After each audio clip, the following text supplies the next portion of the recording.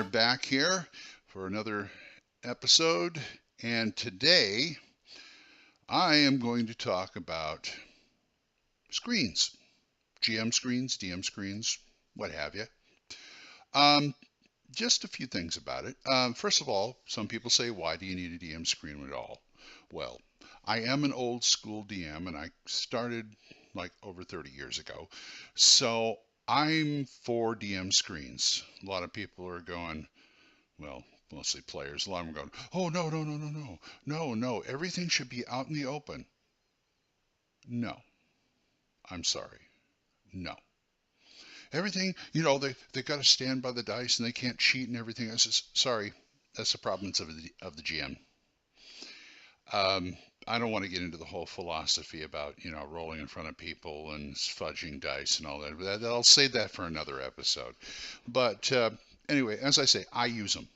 I advocate for them. There are many, many out there that you can buy. Let me talk about the ones you can buy. The classic 1EDM screen for Dungeons and Dragons, the very different editions, and this one here is my favorite. This is for basic. It's the Challenger one because it tells you right out, people right out watching what you're playing. Right there, right in front. And in the back, you have all the charts you could ever need for the game. I know it's kind of hard to see with the light the way it is, but you've got all your monster charts, you've got your to-hit charts, you've got your saving throws, you got everything. The only thing I hate about it is the fact that I need my glasses to read it because it's small. I mean, it's kind of embarrassing. You're sitting there with a game, you've got the DM screen up like this, and go, okay, the orc rolls to hit, and you pick it up. Yeah, he hits. Okay, that kind of thing. By the way, this is what the cover looks like if you ever want to get one. They're very rare and they're nice. But that's my favorite one. Okay, let's talk about homemade screens. A lot of people like to make homemade screens because, hey, it's your game. You know best what you need for that screen. I've made screens before. This is one of my homemade ones. It's butt ugly. It's got my artwork on the outside.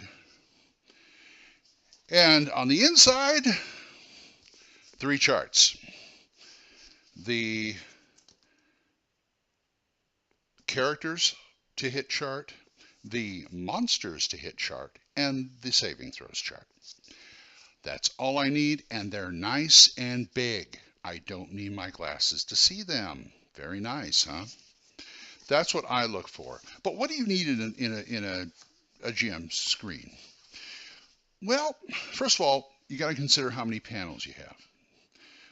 Like I said, the homemade one's 3 panels. This one is 4 panels. And that's about as many panels I want to deal with. I'm not playing Hackmaster. I've seen that screen. Woohoo. In fact, I have a copy of that screen. It's got like over 35 flips, and it's also real hard to read. But what you need in there is like the basics for any game. I'll take, D&D, of course. Like you need your combat charts. What's to hit, how do you hit, and that kind of thing. It'd be nice if you had like saves for the monsters like I do have on there, or any other pertinent stats you need to know for all the monsters. I'm not saying every single monster has to be on there. That's what I have a monster sheet for. Their saves, the character saves so you can double check.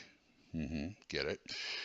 And that's pretty much what you need. There are other things that would be nice to be on there. Things like equipment lists.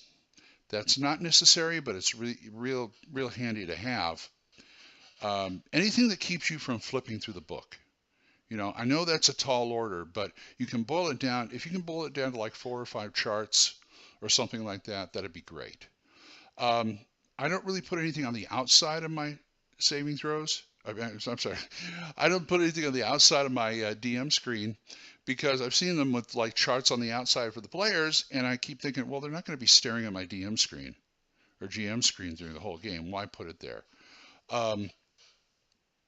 Some games, like Champions, I would want the OCV DCV chart. I would want the um, advantages and limitations table on there. Because if you're doing something on the fly and you want to add an advantage or limitation to a power on, say, a villain or something like that, it's really easy to do. Just look at the chart. I'm trying to think of what other there's also sorts of things you want to put on there. If you use one for Call of Cthulhu, sanity table, examples, things like that. That's the kind of thing. And anything you can't put on there, well, that's what they make sticky notes for. DM screens are great places to put sticky notes. I've also seen DM screens where you can actually track turns on the screen. You just move something across like a paper clip or even a die if it's wide enough. I mean, this butt ugly one, it sure is wide enough. This is foam core, by the way. It's real easy to use. I pasted all this stuff on there. You just cut it to size, and then you just score one side, and it folds right up. You can even rubber band it if you want, so it's real easy to take with you. And the whole idea of the DM screen is, for one, to hide your dice rolls, and two, to make your life easier. The less you have to look in a book, the more, the better the game will be. So that's pretty much my take on DM screens. We'll talk more about stuff later. So until I see you next time, take care. Bye-bye.